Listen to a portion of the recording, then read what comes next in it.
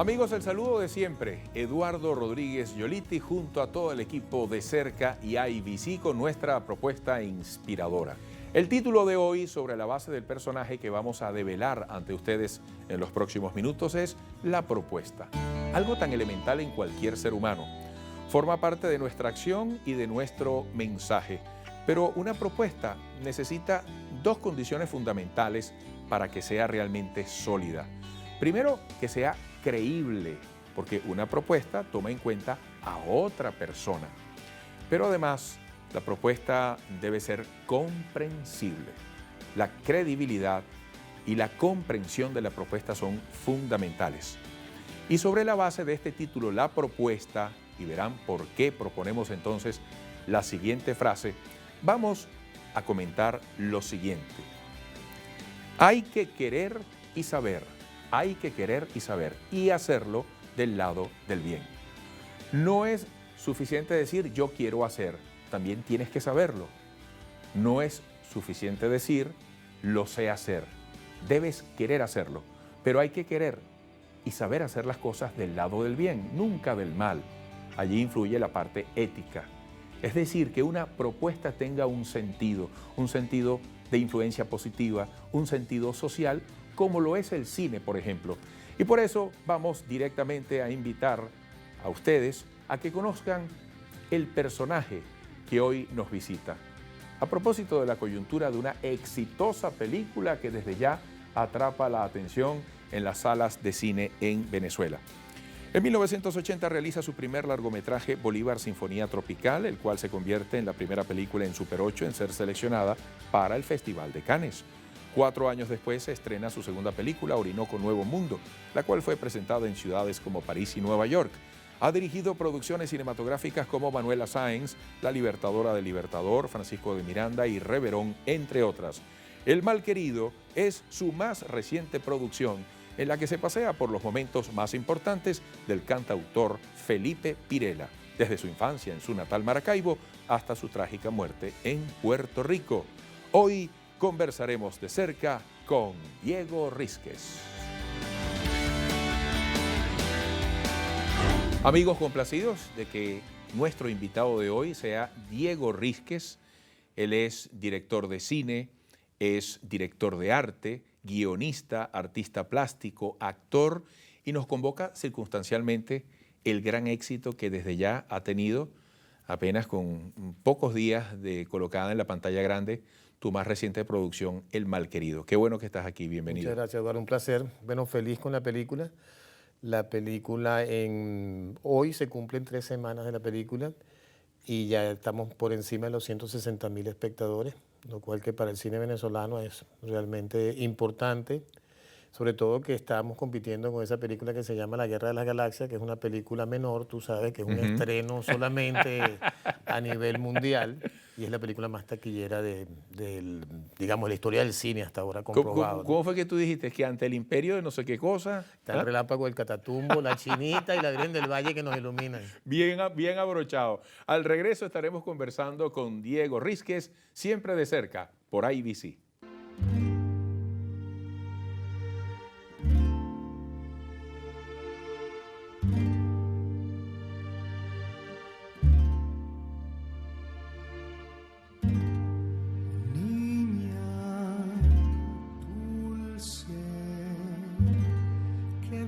Cargando su maletica de estrella, se llama Juana, mi negra, vente pa' acá. Definitivamente toda una poesía, Reverón, una de las grandes realizaciones de nuestro invitado de hoy, Diego Rísquez. Yo quiero comenzar con un testimonio personal. Tuve la oportunidad de ir con mi familia a ver El Malquerido. Pedí tu número telefónico esa noche al salir de la sala porque salí, como se dice en criollo, con el pecho apretado. Bueno, muy conmovido con la película. Me emocionó que apenas subieron los créditos, la gente aplaudiendo. Y yo creo que lograste, por lo menos por lo que te puedo contar personalmente, eso que debe buscar todo creador en su mensaje, en su propuesta, como hemos titulado este programa, que es una reflexión, una reacción, algo interesante en el pensamiento. Y sobre todo eso, Diego, que me parece es uno de tus grandes logros, haber decidido que los venezolanos y todos quienes vean esta película volteen a mirar a un personaje que bien vale la pena repasar, como Felipe Pirela. Bueno, a mí me parece muy... Yo te diría que mi cinematografía ha evolucionado con el tiempo. Yo vengo del Preparados Cámaras Quietos, que eran cuadros vivos, eran películas silentes, eran películas que eran mucho más distantes, la proximidad del actor con esa pantalla y con ese espectador. Eran películas mucho más complejas, mucho más difíciles desde el punto de vista cinematográfico de narrativa. Y en esta película, digamos, ya con Manuela Sáenz, después viene con Miranda, después viene con Reverón y ahorita con El Malquerido, yo estoy trabajando lo que es la parte emocional de lo que es el espectador. Entonces a mí me llama muchísimo la atención y me conmueve enormemente cuando la gente logro tocarlos emocionalmente. Mi intención con la película era arrancar, digamos, esa primera parte con una película mucho más ingenua, con una película casi costumbrista, el béisbol, Maracaibo, la ciudad natal, Luis Aparicio, La Mandoca, La Chinita, todo ese mundo, y después cuando entra la película, bueno, no voy a contar la película, voy a contar un pedacito nada más. Después viene, digamos, dentro de esa película costumbrista aparece La Lupe, entonces ya eso es como una reflexión sobre lo que significa el arte, sobre lo que significa la creación, hasta qué punto el éxito es el éxito, hasta qué punto el fracaso es el fracaso, o sea, lo que significa un actor cuando está arriba, cuando está en el máximo de su popularidad, pero los actores, como todos los seres humanos, tienen su momento de subida y su momento de bajada. Me interesaba muchísimo Pirela en la medida que era la primera vez en mi cinematografía que podía acercarme a un personaje popular, cosa que yo no había hecho, siempre había trabajado con las élites.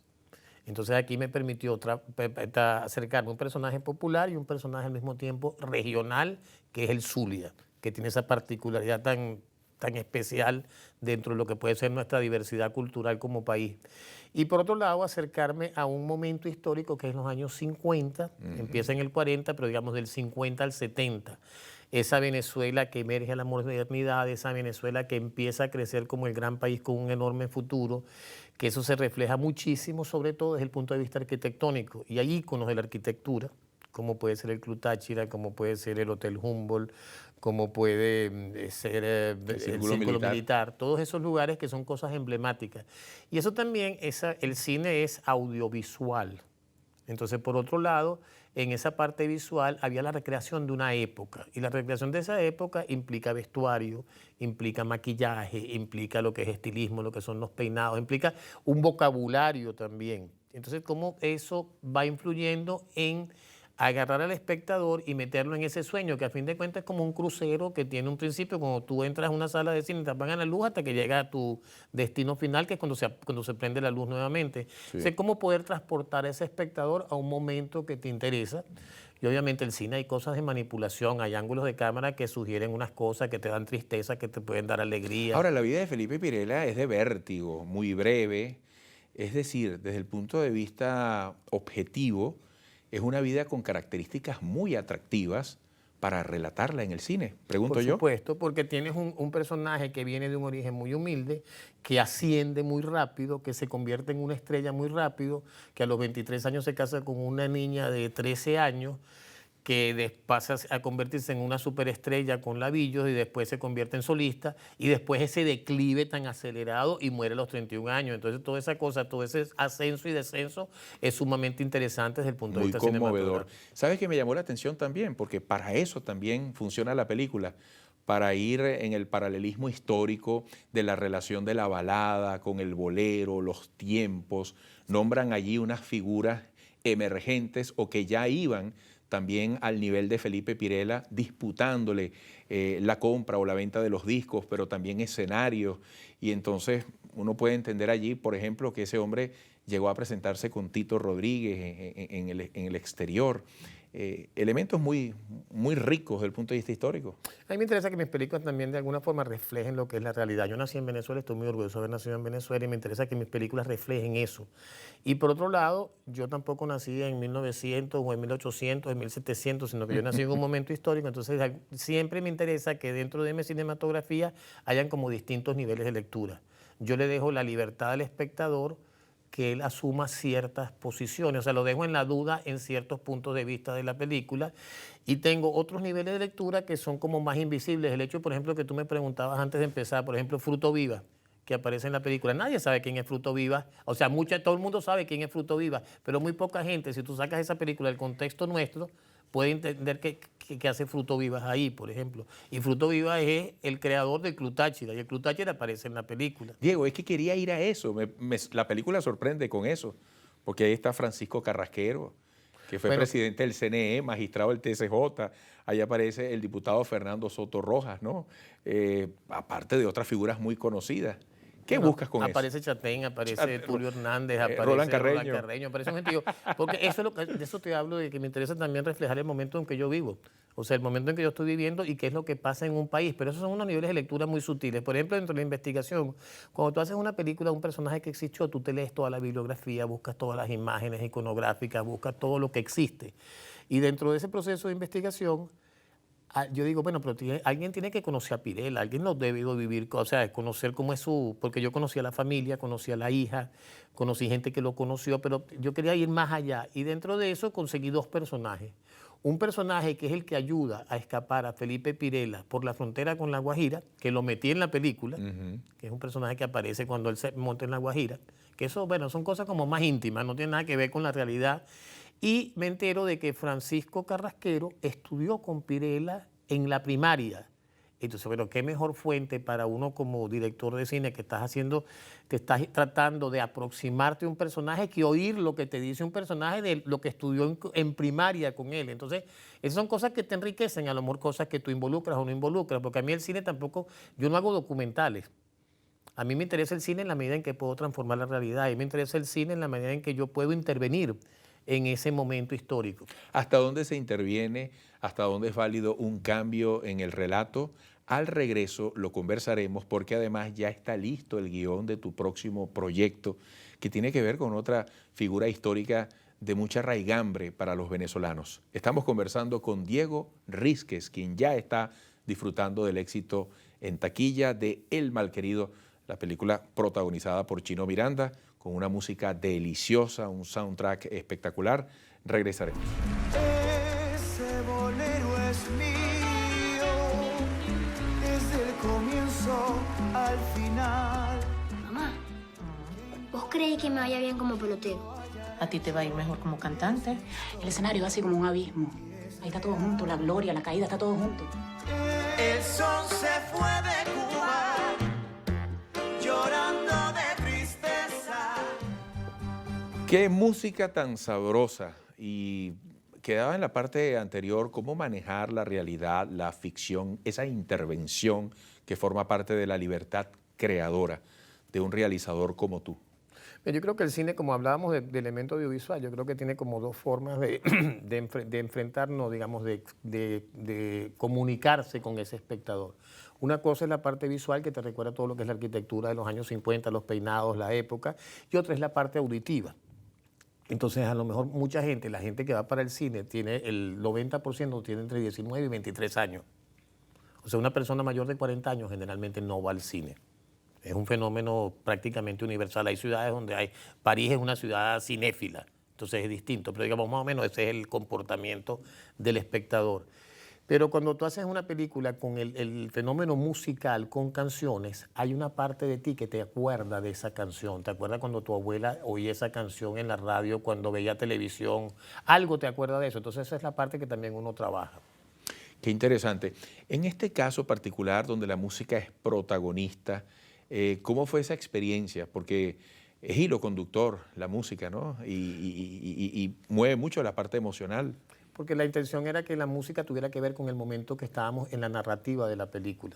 Entonces, claro, la película sirve como, la música sirve como un factor emocional para reforzar la película. Y la gran experiencia que tuve yo con esta película, que no he tenido con películas anteriores, siendo esta mi octava película, es que yo siempre hacía la música posterior a la filmación. Entonces, en este caso, como había que grabar la música, porque tú compras los derechos musicales, o sea, los derechos musicales es la composición de la música, después los derechos de intérprete, quién es el que canta, y después la composición escrita. Entonces aquí hicimos todo un trabajo, porque a mí no me interesaba ser realista con la voz de Felipe Pirela. Me interesaba que fuera un cantante, era importante que fuera un cantante, que tuviera un parecido físico y que fuera actor. En el caso del Chino era cantante, pero no era actor. Entonces, ¿cómo lográbamos esa combinación? Entonces se grabó toda esa música, se hicieron las composiciones musicales, se hizo todo el trabajo con los mejores músicos de Venezuela, la dirección de todo lo que es esa parte de la producción musical la hizo Alejandro Blanco Uribe y trabajaron los mejores músicos nuestros.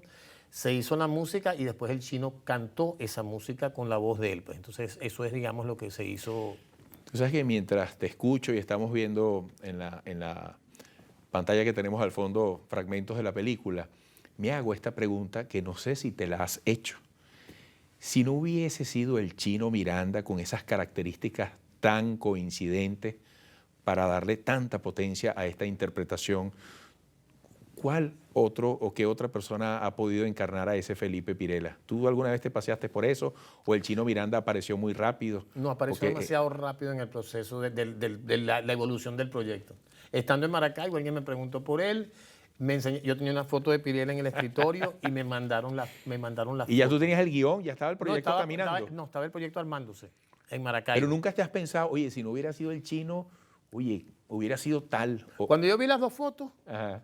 me dije, wow, qué coincidencia visual. Dijiste tú. No, entonces, pero eso no es así. Eso tienes que hablar con el futuro actor, tienes que entenderte, Así porque el cine, imagínate tú, eso es como un matrimonio que dura un año, 6 meses. Sí. No, pero digo, ese primer impacto visual, tú dijiste, oye, aquí hay algo. Se parece físicamente. Así es. Después la voz, yo decía, este tipo de reggaetón para cantar boleros debe hacer milagros.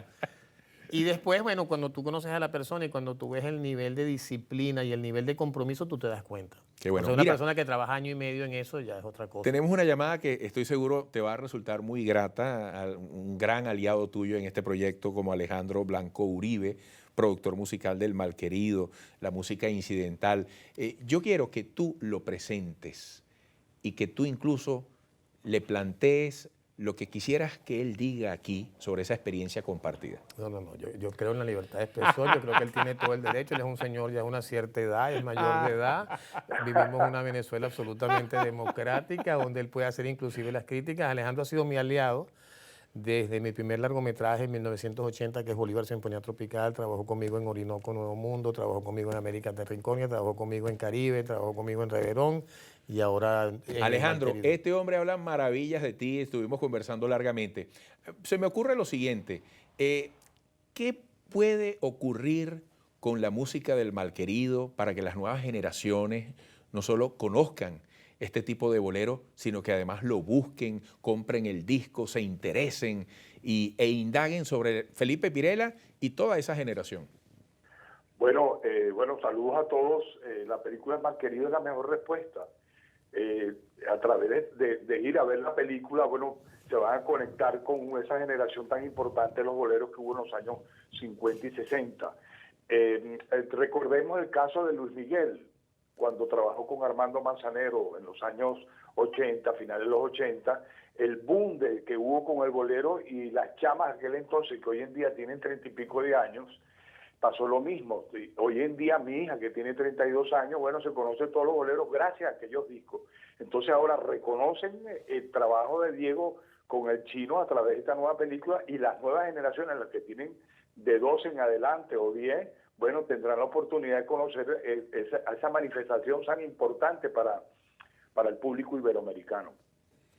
Alejandro, ¿cuál fue tu trabajo puntualmente allí? ¿Cuál fue tu aporte? Bueno, en este caso me tocó un proyecto diferente, porque yo siempre le he hecho la música a las películas de Diego, o sea, componer toda la música. Aquí primero lo que hubo que hacer fue, ya esa música existía, porque son esos boleros tradicionales que son de otros autores muy reconocidos a nivel mundial. Entonces lo primero que hice fue, bueno, estar en sintonía con Diego para la selección del repertorio, que eso estuvo más ligado al guión. Y con ese repertorio me busqué a los mejores músicos que hay en Caracas y a un arreglista extraordinario que había arreglado hasta para Fania Records, que es el Pedro Mauricio González. Ese fue el primer proceso. Eso se grabó y luego se llamó el Chino para que montara la voz. Qué bueno. Él quedó gratamente impresionado porque él no se imaginaba la calidad que íbamos a procesar para su proyecto de esta película. Qué bueno. Y luego, cuando la película ya estuvo editada completamente, me tocó hacer la música incidental, que es esa música que se usa de apoyo para la dramaturgia, tú sabes, para los efectos también Así es. que tienen que ver con las actuaciones. Oye, Alejandro, felicitaciones. Gracias por tu aporte y que sigan disfrutando de este éxito compartido. Hasta pronto. Gracias a ustedes por la oportunidad. Alejandro Blanco Uribe. Mira, en el poquito tiempo que resta de este espacio, háblanos de tu próximo proyecto. Además, también muy atrevido, porque se trata de la vida de Guaycaipuro, donde entiendo que sigues con el Chino Miranda. Y el otro día me conseguí en el aeropuerto a quien hace de niño, que también va en el El que hace de niño en Pirela va a ser Guaycaipuro joven y el hermanito va a ser Guaycaipuro más pequeño todavía, que es el niñito que juega el pitcher. Mira, a mí lo que ha hecho mi cinematografía es rescatar eso que llaman la historia real. Hay una historia que es la historia real, que es la que aparentemente aparece en los libros. Y hay otra historia que es la historia mítica, que es la leyenda. En el caso de Guaycaipuro, si tú le preguntas a cualquier persona que está detrás de esa cámara, ¿quién es Guaycaipuro? Dice, ay, sí, un cacique indígena. Pero así como está Guaycaipuro, está Tamanaco, está Panamaconi, está Macuto, está Chacao, está Baruta. Todos esos son caciques. Pero hay uno que se llama Guaycaipuro, que es el que todo el mundo tiene en el imaginario. Entonces, en el caso de Guaycaipuro específicamente, hay un libro que yo diría que es el libro más serio que me ha llegado hasta ahora, que es el libro de Oviedo Ibáñez, que es un cronista de la conquista. Pero en Guaycaipuro me permite desarrollar todo lo que significa dentro de nuestra cultura la parte mítica, la parte leyenda. Entonces Guaycaipuro me permite a mí irme en un viaje de absoluta fantasía con lo que es el mito indígena y al mismo tiempo la resistencia indígena en un país como el nuestro, pues que es el primer hombre que se enfrenta, digamos, a ese poder que es el poder español, que se convirtió en una conquista. Fue una conquista que impuso un idioma, impuso una religión, impuso una cantidad de cosas. Pero a mí me interesa sobre todo esa parte mítica, y cuando hablamos de cine me interesa sobre todo lo visual. Y ahí parte del imaginario están esos caciques de Pedro Centeno Vallenilla, que son todas esas monedas, que son todos esos cuadros, que tienen mucho que ver con nosotros. Que por ahí va Qué bonito. el futuro de la película. El guión es de Luigi Chamana, el guión está en proceso, ahorita ya el guión está listo. Y bueno, una cosa es un guión y una cosa es cómo tú adaptas ese guión. Y yo te diría que el gran reto del cine es en 90 minutos, que es más o menos el tiempo promedio de una película. Esta película, El Malquerido, dura 96, 95 minutos. Es como tú condensas la vida de un ser humano en esos 96 minutos. Un hombre que vivió 31 años, como es el caso de Pirela. Y siempre es muy subjetivo. Y cuando hablas de ficción, siempre hay una cosa que tú vas utilizando para atar cabos en la película. Y es donde siempre será mis 90 minutos a lo mejor no son los 90 minutos tuyos. Así es, de eso se trata el Diego, cine. se agotó el tiempo. ¿Para cuándo pudiéramos tenerla en cartelera? Yo espero que Prematuro para el año que decirlo. viene la filmación. Y la cartelera pudiera ser para final de año o principios del 2017. Mucho éxito. Muchísimas gracias, un gran placer, y los invito a todos a ver El Malquerido. Así es, yo también me hago parte de ese aval, de esa recomendación por la vivencia que tuve de una gran película. Amigos, nos volveremos a encontrar siempre de cerca a través de IBC.